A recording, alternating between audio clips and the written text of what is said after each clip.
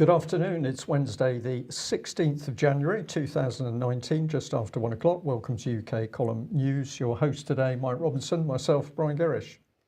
Well, we're going to torment our viewers and listeners a little bit today, Brian, but we'll start with this.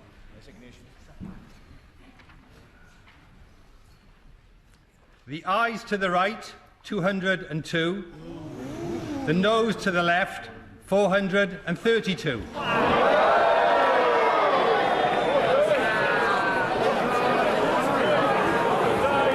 The ayes to the right, 202. The noes, order! The ayes to the right, 202. The noes to the left, 432. So the noes have it, the noes have it. Unlock! Unlock. It's just a comedy show, Brian. Absolute comedy show. Well, the vote is what it is. What was the European reaction to it? Well, here we go with, this is Le Monde.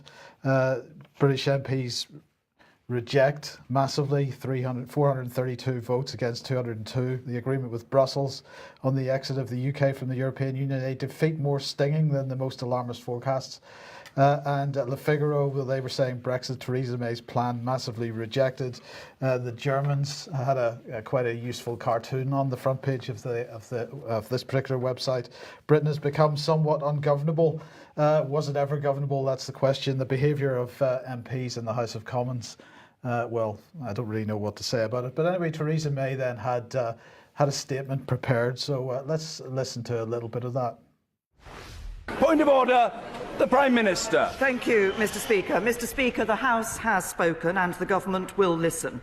It is clear that the House does not support this deal, but tonight's vote tells us nothing about what it does support. Nothing about how or even if it intends to honour the decision the British people took in a referendum Parliament decided to hold. With your permission, Mr. Speaker, I'd like to set out briefly how the Government intends to proceed. First, we need to confirm whether this Government still enjoys the confidence of the House.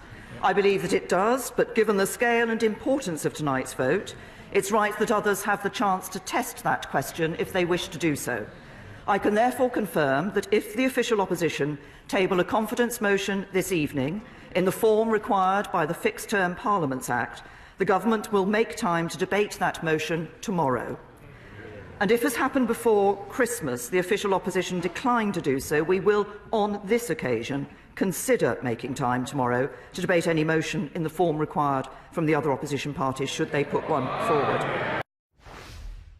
Well, Jeremy Corbyn then did go and put a no confidence vote for no confidence motion forward, and that is being discussed today. Prime Minister's questions going on today. The same type of buffoonery taking place there, so the question is the House of Commons, is Parliament going to respect the vote of the referendum or not? The bottom line, though, is the question is, does Theresa May's deal respect the referendum or not? She maintains that it does. Others would have a different view. I think we would have a different view on that. This was typical. This is typical of the sort of response. This is from Tobias Elwood. Reality check following defeat. Parliament is now in control. It has no appetite for no deal, and consensus is likely to lead to a lighter Brexit than offered by PM's deal, or no Brexit. Defaulting to WTO terms was not in our party's manifesto and is not in Britain's interests. Well, we'll come on to that a little bit more in a second. From the European side, well, the response was pretty similar. A hard Brexit would hurt the EU and Britain. Everyone in Europe would lose. No one would win, said the German economy minister. But going back to last night in the House of Commons, we had, apologies for that, we had Joe Swinson saying we need to give the people their say on the Prime Minister's deal in a second referendum. And really, my question is why? Parliament has voted on Theresa May's deal. That deal is dead, it seems to me. There's no need for the public to have their say on the Prime Minister's deal, except for this. And a number of people commented on the fact that outside the House of Commons yesterday, There were, two main groups of protesters, some holding UK, or some holding Union flags, some holding EU flags. And during the debate, during the day, these people were hurling abuse at each other. But as soon as the result came out, Brian, they were all on the same side all of a sudden, because it turns out that, of course, everybody was totally against this proposal from this deal from Theresa May. So the only reason that I can imagine that Joe Swinson would want the public to vote in a referendum on Theresa May's deal is so that there is no opportunity for anybody to call for a hard Brexit on that referendum. So that is the issue. In the meantime, 71 Labour MPs are now urging Corbyn to get behind a second referendum. He, of course, has gone for the vote of no confidence. You'll put that on screen. Oh, sorry. Apologies Just for that. our viewers. Sorry, he has gone for the vote of no confidence, which he's hoping is going to result in a general election. That's extremely unlikely that vote of no confidence will be won. So there's not likely to be an election. So what is the outcome going to be? Probably a second referendum.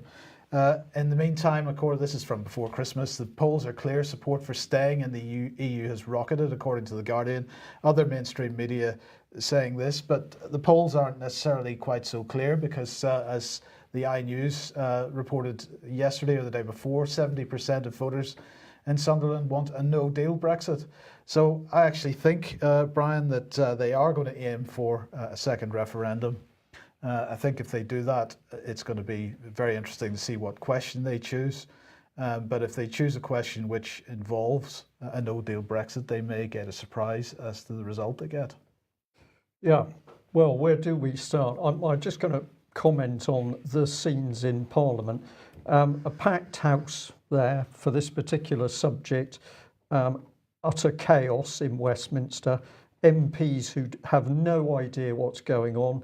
Some of them are admitting this in the corridors of Westminster, that despite all the briefing papers, they still don't even understand their own party's policy, or Labour is, of course, saying that they don't understand what the Conservatives are trying to put across here. So complete chaos, pantomime, theatre in Parliament, but the House is full. But on other major topics, whether it's industry, the creation of jobs, repairing the holes in the road, we get, 6 or 7 or 10 or 15 MPs who bother to turn up for any child abuse issues where you get 5 MPs turning up. This is, it's despicable. Absolutely. So they're all in on this theatre. But what we are learning more and more is that the average backbench MP has absolutely no idea who is making the policy and what the policy is. Everything coming back to the Cabinet Office, and as we've said on several occasions now, we still don't understand how big that office is, how many people it employs, but backbench MPs simply unaware of the policy, how it's formed and where it's supposed to go. So they won't be involved in creating a new referendum, Mike. That'll be presented on a plate to them. They'll be told that this is the government policy and they need to follow it. And then we'll go off down the next street theatre session.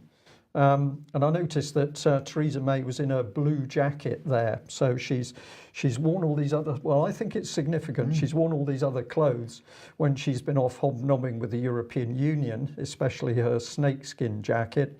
But now she's back in, what do we call it? Blue rinse. This is getting the Tory image across, because of course her next problem is to keep people supporting the Labour Party, keep people supporting the Conservative Party. Freudian slip. Yes. Well, can we trust our MPs? We don't think so. And this is a report which really came out of the blue, dropped in out of the blue, because we had some information today which was about the training provision for RAF and Army air crews as well. But this was around some helicopters. One type is called Juno, the other type is called Jupiter. But these are training helicopters operating from, which are going to be operating from RAF Shrewsbury. And this has been reported with quite a lot of hype over the last year, 18 months. But suddenly we're getting a little bit more coming in. So let's have a look at what we were told. So this is a UK column viewer, and they say that they've got some very good information on the state of this tri-service Juno Jupiter helicopter project at Shawbury. This is what they're saying. Since the contract started last year, no aircrew have graduated. The syllabus has not been produced or signed off. Over 120 pilots are now effectively in a training holding pattern, and the aircraft themselves are not fit for purpose for rear crew training. So they're okay for pilots, but when it comes into tactical navigators, whatever else is going to go on, they're not. Numerous problems with the simulator complex. So once again, we've got a story which is put out by the MOD about the success of this particular thing, but what's coming in on the ground is we've got another disaster. We've seen it over the army recruiting, now we're seeing it over another level, the training of helicopter pilots. So this is what the government put out back in May 2016. New helicopter deal boosts UK's investment in military flying training, and it's a £2.8 billion investment, of which a new contract worth 1.1 billion was awarded to, well, what does it say? It says to UK industry. So the British public led to believe that this massive amount of money was going to directly benefit UK industry. Well, we're going to say this was a lie, and it was a lie to hide EU military unification. So let's have a little look how this pieces together. First of all, very good report on what's going on in the background. So Aero Assurance, you might like to visit and have a look at this story for yourselves. But it basically says in the second major UK military flying training system contract award this year, Airbus Helicopters has won the contract to provide training helicopters for the RAF, Royal Navy and Army Air Corps until 2033. Airbus will supply and maintain 29 H135s, that's one version, the Juno, and 3 larger H145s to be given the name Jupiter. These will deliver up to 28,000 flying hours per annum.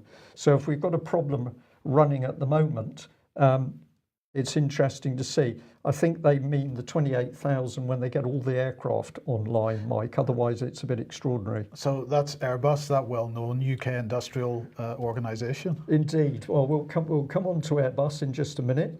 They said a bit more. The 500 million rotary wing aircraft service provision contract was placed by Babcock Lockheed Martin joint venture Ascent Flying Training.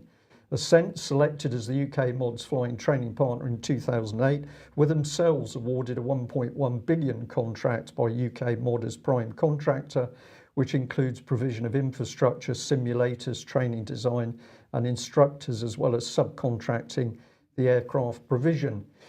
So where can we go? Well, you're absolutely right, Mike. Here's Airbus, described on the internet as the European Aeronautic Defence and Space Company, corporation registered in the Netherlands, trading shares in France, Germany and Spain. So all that looks pretty interesting. So the government pumped in the 2.8 billion.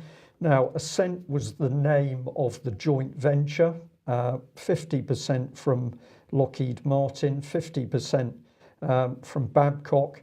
So we've got a major US company taking 50% of this straight away. We've got an international company present in 130 countries, which is Babcock. Quite what the ownership of Babcock is, I still haven't pinned down, but we're going to call it international. And the contract ultimately goes to a European company, the Airbus Group. And this is the sting in the tail, because it was ultimately Germany that was building the helicopters. And we were told to be happy because on top of 220 existing jobs, there were going to be another 280 jobs created. So this, I think, is deliberate deceit of the British public, because this is not supporting UK manufacturing in any shape or form. What we've got going on here is EU military unification. And this is how the unified European procurement system works. You can't give the work to one national company. It goes into one of these conglomerates, and ultimately, of course, the host nation doesn't benefit from their own investment. So very clear, and I think we'll have more to talk about the defence industry in our coming UK column news. Okay, let's go to France and the Yellow Vests. Now, there's been very little mainstream media coverage of this.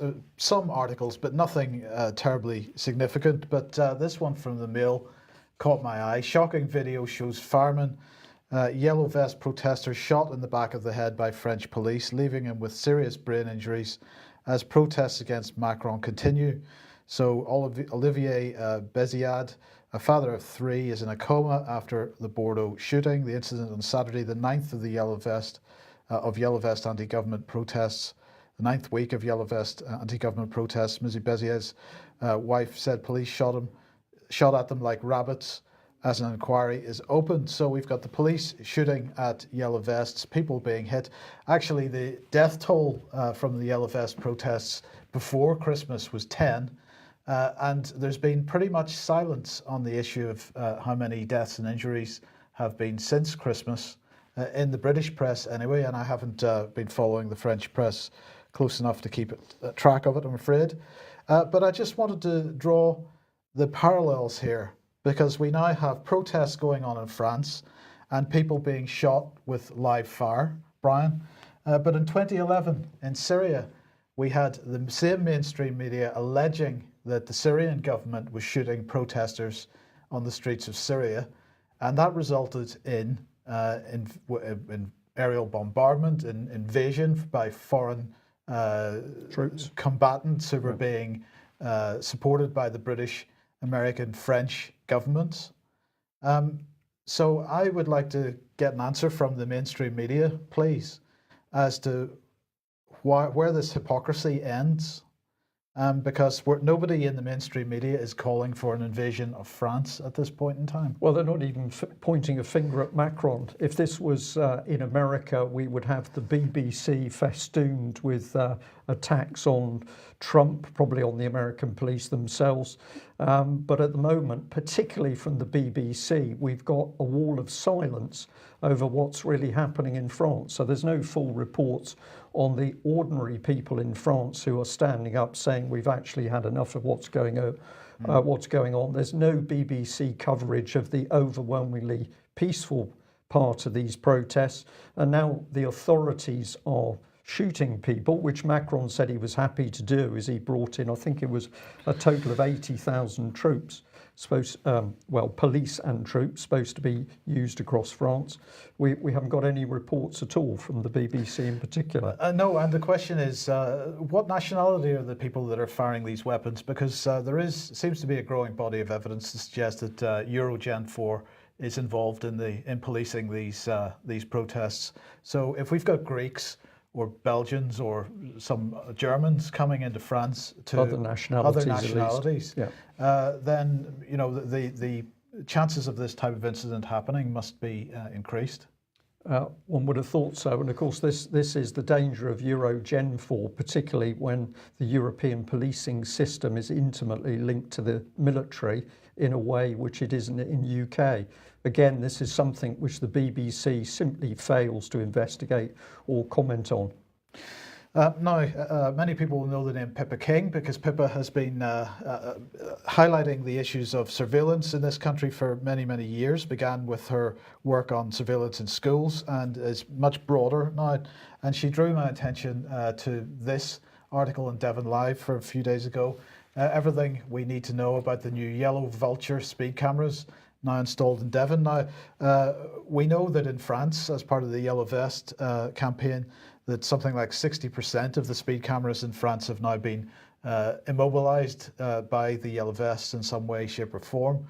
Perhaps we need a bit of this activity in this country. I wouldn't call for that, but maybe it wouldn't be a bad thing to see, because this is now getting beyond a joke. So what this article is saying is souped up speed cameras so powerful that they will catch you tucking into a sandwich behind the wheel have arrived in Devon. They've also arrived in other parts of the country as well. Traditionally, traffic cameras will only detect speeding, but these new yellow vultures will know if you're wearing a seatbelt, if you're using your phone, eating or drinking or smoking inside your car. Now, I'm not aware that it's illegal to smoke inside your car, Brian, but apparently it's going to know that. So Pippa has put in a Freedom of Information request, and these are the questions he's asking. The article claims that these new yellow vultures will know if you're not wearing a seatbelt, using your phone, eating, drinking or smoking. Please list all the objects and activities that the camera system can recognize in the vehicle and advise which object and activity detection will be operational. Because the key point is here, this is now looking inside your vehicle. These cameras are provided with night vision and infrared lights, so they will be able to see what's going on inside your car as you're driving along, even at night.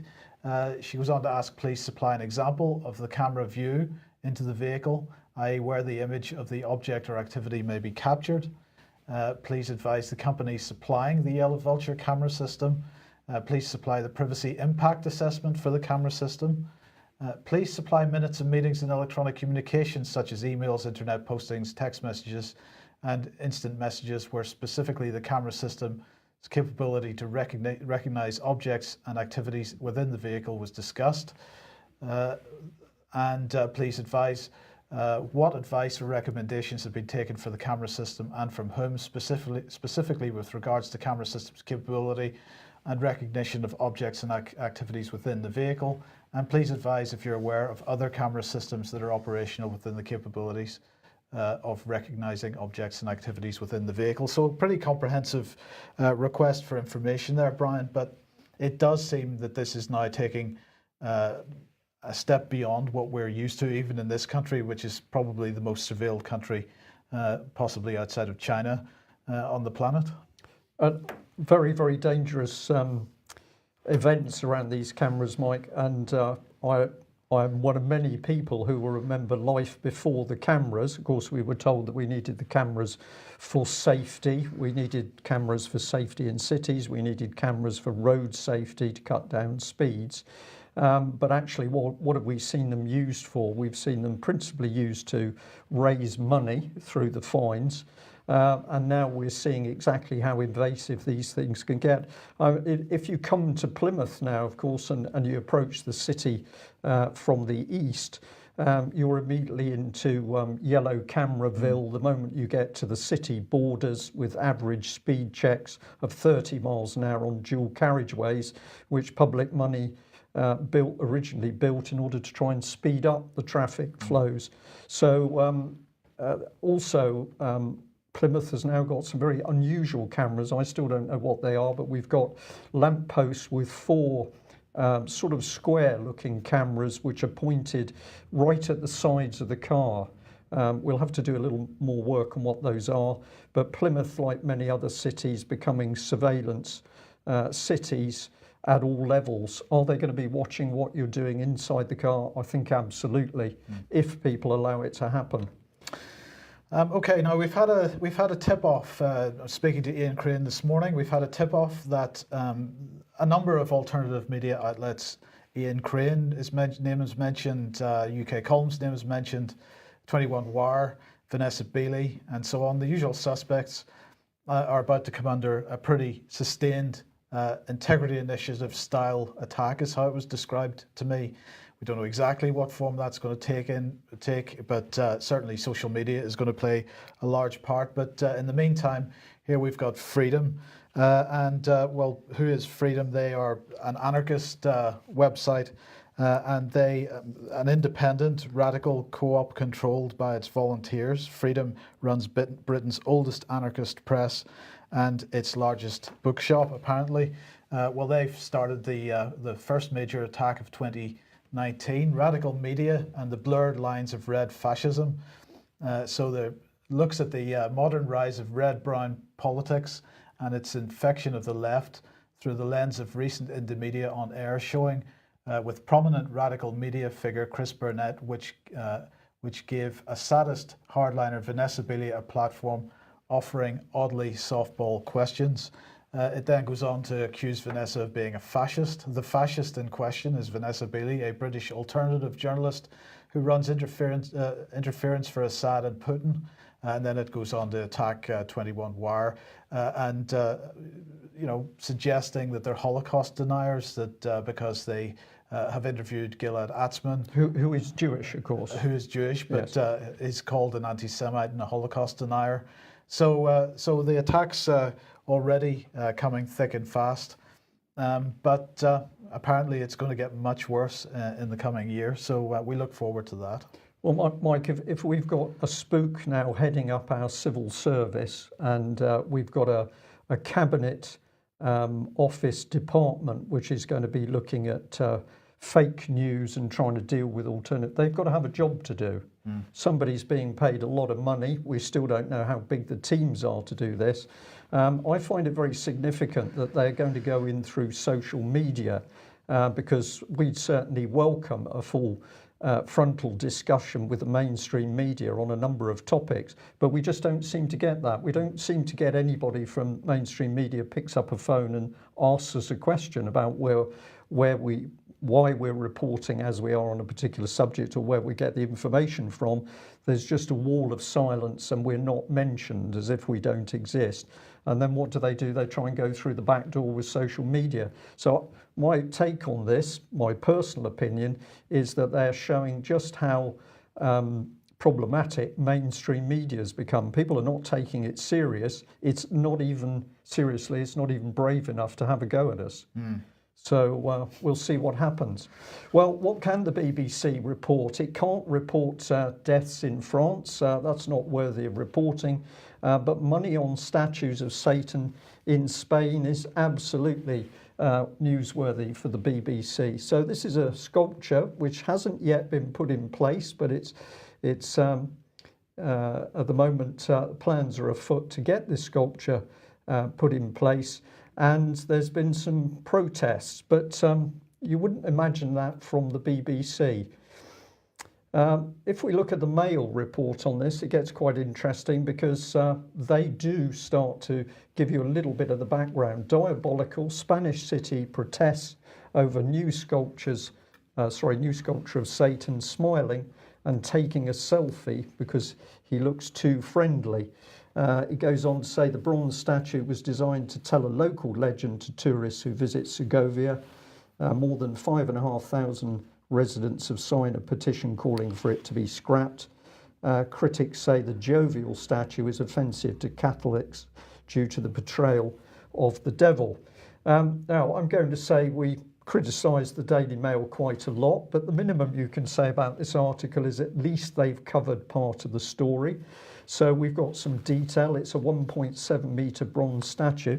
I would imagine that was quite expensive to commission and cast, Mike, in bronze. But apparently the sculptor is sort of paying for it himself. Jose Antonio Abella says that actually this is his idea and he's doing it. And it's to tell the story that in myth, the devil was brought in to create, I think it was a viaduct. And because 800,000 tourists a year visit Segovia, he thought it would be a good idea for him to put his smiling Satan statue on the aqueduct maybe. So here's the Mail. More than 10% of the city's population, around 5,500 people, have signed a petition for it to be cancelled. So what sort of things were they saying? Well, they were saying that the sculpture was offensive to Catholics due to the jovial way the devil is portrayed. The organiser of the petition, Maria Esther Lazaro Hernandez, wrote, the representation they want to make reflects a devil jokingly with a mobile phone in hand. And this last one, I think the English is a little bit off, which is interesting because it slightly undermines what the lady was saying, but let's report it as the paper reported it. This representation is offensive to Catholics because it supposes an exaltation of evil and using the name of God on what most produces a Catholic who is the devil. So I think what the lady's basically saying is that this is exalting evil, and if you're a Catholic following the name of God, then you're going to be repulsed by this. But at least the Daily Mail got some part of the main story in.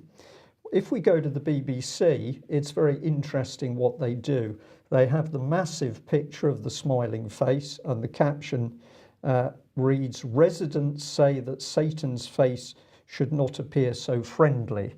So I think that's a fairly gentle little BBC spin. It's all a bit of a joke. So they've got a nice big friendly smiling Satan there. This is some of the rest of their report, which is all about the sculptor himself and how he's devastated, really, that people haven't really liked the idea of putting his sculpture forward. He says he loves Segovia, he's lived here for 3 decades, and he was hoping for the sculpture to be a form of demonstration of how thankful I am to Segovia for being my adopted town. So the BBC fully behind the sculptor, and they put out all of his pleadings that he's really devastated that people don't like it. And then they say this, that a councillor, Claudia de Santos, told the local newspaper that she would try to ensure that the sculpture goes ahead as planned. So the BBC very cleverly ends with a positive point. Let's get this sculpture in place. And it makes absolutely no comment from any of the 5,500 people who've said this shouldn't take place.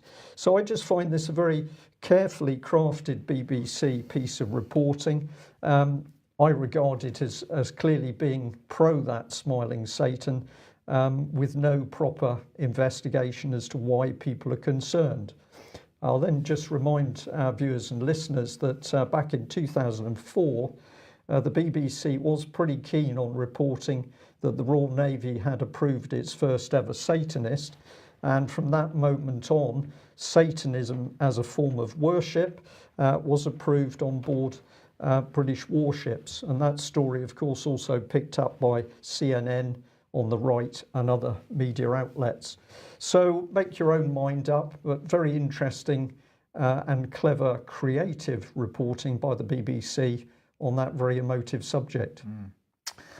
Well, The Guardian here saying, what exactly is Trump's border wall and why does he want $5.7 billion for it? And of course, the mainstream media in the UK very keen to make a big deal of the fact that the government is shut down in the United States, that Trump is sticking to his guns on the border wall.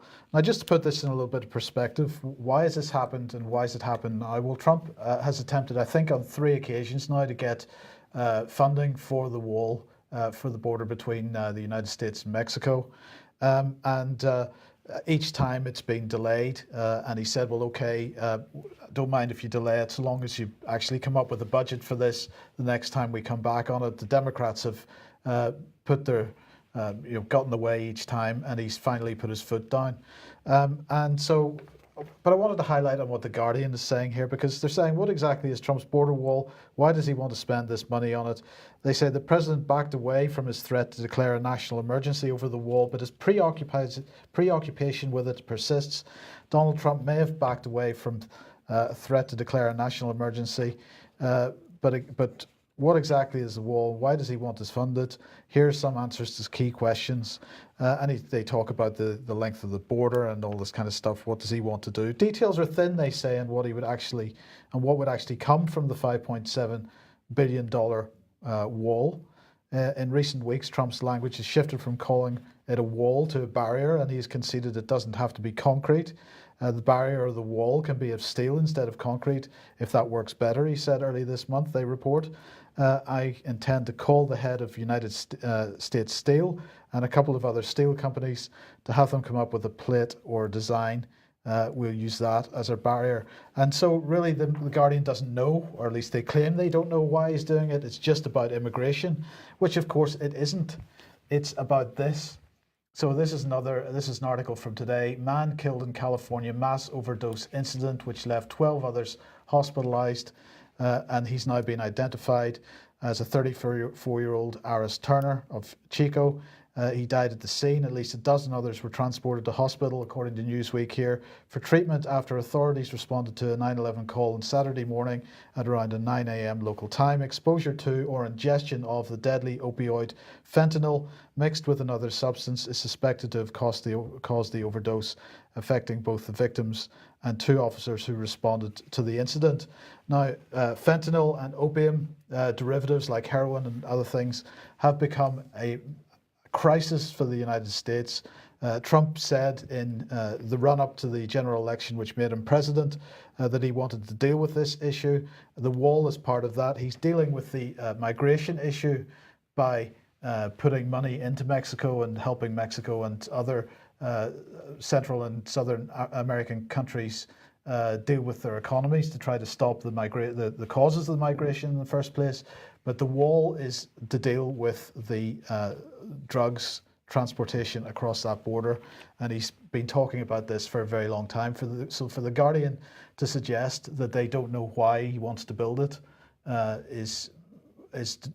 well, I'm increasingly lost for words. It's trying to deliberate describe blind it, eye, isn't it? Yes. Because they don't like the politics, and therefore they're going to be obtuse in the reporting, which is what it's about, I think. Well, if we stay on the States, we had this sent through to us this morning. We've been following what's been happening in the American military for some time, and it does not look good. And of course, UK Column News has reported on the collisions that took place. This was back in 2017, but we were certainly reporting last year on collisions between American warships, particularly the Pacific Fleet, American Pacific Fleet, and tankers and cargo ships, in which a number of American sailors were killed. And these were very strange events, because you would imagine that a warship was well equipped with professionally trained people and sensors to certainly avoid collisions if it's to be able to fight as a warship. But here's the news headline. We've just chosen this from Australia because it had a particularly good picture, but leaked USS Fitzgerald report paints a damning picture of a dysfunctional ship and crew. The radar was haunted, the crew didn't know what to do, and the commanders weren't talking. So says a damning report into the 2017 collision of a US warship which left 7 of its sailors dead. We're going to just dig into this a little bit, because this sort of thing is happening in Britain's military as well. A breakdown of morale, professionalism, discipline in some cases, and there's a reason for it. But let's follow along with the story here in the States. We've got Navy Times, worse than you thought. Inside the secret Fitzgerald probe the Navy doesn't want you to read. Well, this was part of it, a scathing internal probe into the collision that drowned 7 sailors on the guided missile destroyer Fitzgerald details a far longer list of problems plaguing the vessel, its crew and superior commands than the service has publicly admitted. This is key, Mike. We've got serious events inside the military, but the American government, as with the Ministry of Defence in this country, likes to keep it secret from the public. But the report continues, obtained by the Navy Times. The dual-purpose investigation was overseen by Rear Admiral Brian Fort, and it was submitted 41 days after the June 2017 tragedy. It was kept secret from the public in part because it was designed to prepare the Navy for potential lawsuits in the aftermath of the incident. Unsparingly, Fort and his team of investigators outlined critical lapses by bridge watch standards on the night of the collision with the Philippine flag container vessel ACX Crystal in a bustling maritime corridor off the coast of Japan. And it goes on, it says the report documents the routine, almost casual violations of standing orders on the Fitz Bridge that often lacked skippers and executive officers, even during potentially dangerous voyages at night through busy waterways. And it then had this to say: the probe exposes how personal distrust led the officer of the deck, that's the officer of the watch for us here in UK, Lieutenant J.G. Sarah Coppock, to avoid communicating with the destroyer's electronic nerve centre, the Combat Information Centre, while the Fitzgerald tried to cross a shipping superhighway. Now, this is an incredible statement, because the two, the bridge and the CIC team, should be working together. The CIC would have crews looking at radars, access to sonar information, electronic warfare information. They're building a picture. That picture should be provided to the bridge, but this young officer wasn't in communication. Now, that may be because she knew the state of that CIC, and the report goes on to talk about bottles filled with urine, weightlifting equipment, rubbish, discarded clothes. This is major breakdown, Mike. But is it possible that the reason that the young lady was not communicating with the CIC was a breakdown in some personal relationship? And I'm going to say here that maybe some of our lady viewers may find some of these comments hard, but I'm going to make the comments because we have seen a steady pattern of breakdown of discipline inside Britain's armed forces as a result of a desperation to get men and women operating in the military together. Now, this was a report that we did back in, I think, about 2016, where we had First Sea Lord Admiral Sir Philip Jones saying that work is underway to gain agreement for women to be accommodated in the same rooms as men while at Commando Training Centre, Royal Marines, allowing them to maintain, quote, team cohesion and ensure equality of opportunity. You're smiling, Mike, and we know why, because we've got young men, young women put in a similar space. Are the men in particular going to be concentrating on the job in hand, or are they going to be concentrating on the young women? I think that one's pretty easy. But according to the First Sea Lord, no, everything's going to be fine. They're going to get on. I say that the young women are being used as part of a government social engineering policy. So don't misinterpret all of what I'm saying as being simply the men's side. I think the women are being very callously used. And of course, other women are prepared to help this along. So we reported this at the time, 2016, I think. So we have this lady saying that there are currently 3,150 women serving in the Navy out of a total of 31,000 personnel. They make up 9%, but the number of women joining is dropping. So we've got problems with army recruiting, but we've got dropping here. She says, for example, in 1987, and that was before the RENS was integrated, 21% of the total number of people joining up to the Navy were female. Now the inflow of women into the organisation is not even at 10%. So we've cut the numbers, and the numbers of women are dropping. But of course, the point is that the women didn't want to join the Navy. They wanted to join the RENS. They weren't going to go to sea. But this is political policy, of course, being driven through. We get senior people pick up on it. Hot-blooded men and women want to have sex, so inevitably there will be the odd incident.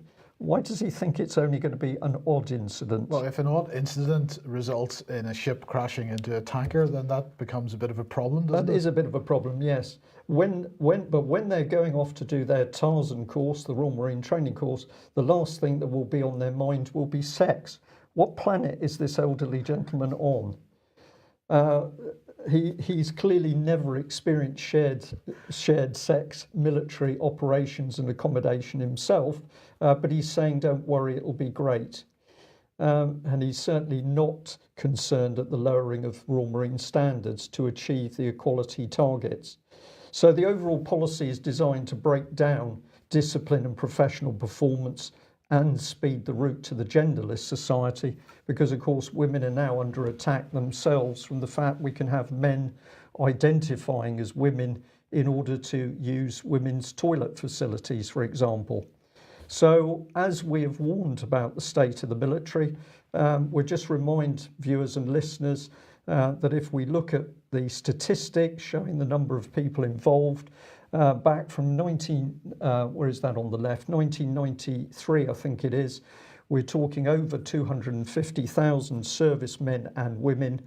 We're now down at, just under 150,000, I think now in total. So a really substantial drop. And at the same time, of course, we're seeing that Britain's military is itself being subsumed into that unified EU military structure. It's policy, Mike, and when we ask the question, where's the policy coming from, the backbench MPs don't know, but it's coming from somewhere deep in the Cabinet Office.